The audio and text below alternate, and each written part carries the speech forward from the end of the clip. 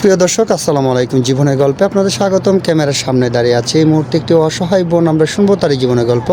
আসসালামু আলাইকুম। ওয়ালাইকুম আসসালাম। আসসালামু আলাইকুম ভাইয়া। ওয়ালাইকুম সালাম। আপু কেমন আছেন আপনি? এই তো আলহামদুলিল্লাহ, পাক রাখছে ভালো। আপনি? আলহামদুলিল্লাহ, আমি ভালো আছি। আপু, আপনার নাম কি, কোথা থেকে এসেছেন? আমার নাম মিষ্টি ইসলাম, আমি ঠাকুরগাঁও থেকে এসেছি। ঠাকুরগাঁ থেকে এসেছেন। আপনার বয়স কত? 24। 24 বছর বয়স। আপনার ফ্যামিলিতে কে কে আছে? আমার 5 বছর বয়সে আমার মা মারা গেছে। তো আমার সৎ মা, সৎ 2 ভাই আর আমার আব্বু প্যারালাইজ। ও আচ্ছা, ঠিক আছে আপু, বুঝতে পেরেছি, সমস্যা নাই। তো আপনার আম্মু মারা গিয়েছে, আপনার আব্বু আরেকটা বিয়ে করেছে, তাই না? এখন বর্তমানে আপনার সৎমার কাছে আছেন না? না, আমি সৎ মায়ের কাছে আসি না ভাইয়া। বর্তমানে আমি আমার বান্ধবীর বাসায় আছি। বর্তমানে আপনি আপনার বান্ধবীর বাসায় আছেন। কেন আপনার মায়ের বাসায় থাকেন না, বাবার বাসায়? আমি ছোটোবেলা মাদ্রাসা থেকে লেখাপড়া করেছি। তারপর যে আব্বু প্যারালাইজ হয়ে বিছানায় পড়ে গেছে, তারপর আমার উপর নানান টর্চার শুরু হয়েছে। তারপর বাসা থেকে আমাকে বের করে দিয়েছে রাত 3টা বাজে।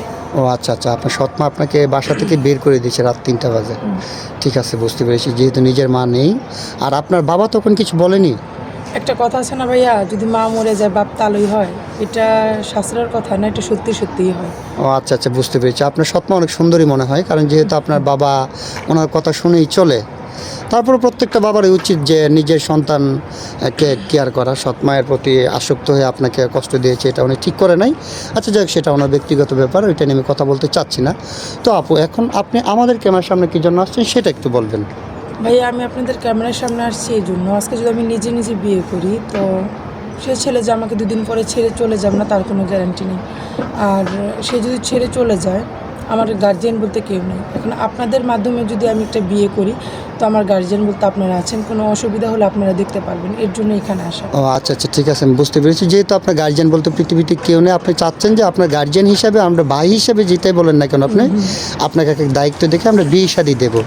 আচ্ছা ঠিক আছে, যিনি আপনাকে বিয়ে করবেন ওনার বয়স কেমন হতে হবে? বয়স যেমনই হোক সেটা ম্যাটার করে না। আমি একজন ভালো মানুষ চাই, ভালো মনের মানুষ চাই, যে আমার দায়িত্ব নেবে সারা জীবনের জন্য। আমি ছোটো থেকে এই পর্যন্ত কখনো আদর ভালোবাসা পাইনি। আমি একজন এরকম মানুষ চাই যার কাছে আমি একটু ভালোবাসা, একটু মায়া পাবো আর কি।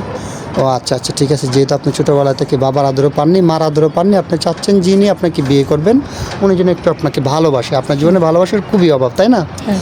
আচ্ছা ঠিক আছে আপু, সমস্যা নেই। তো আপনার সাথে ওনারা যোগাযোগ কীভাবে করবেন? আমার সাথে যোগাযোগ করতে হলে আপনাদের মাধ্যমে যোগাযোগ করতে হবে। কেন, আপনার ব্যক্তিগত কোনো ফোন নেই? ভাই, আমি তো ভালো করে খেতেই পারছি না, আমার কপালটা এরকম হয়েছে, ফোন কিনবো কি দিয়ে? ও আচ্ছা আচ্ছা, ঠিক আছে। তো সুপ্রিয় দর্শক, এই মুহূর্তে দেখতে পাচ্ছেন ডিসপ্লেতে একটি নাম্বার। এই নাম্বারটা হচ্ছে আমাদের ইউটিউব চ্যানেল কর্তৃপক্ষের নাম্বার।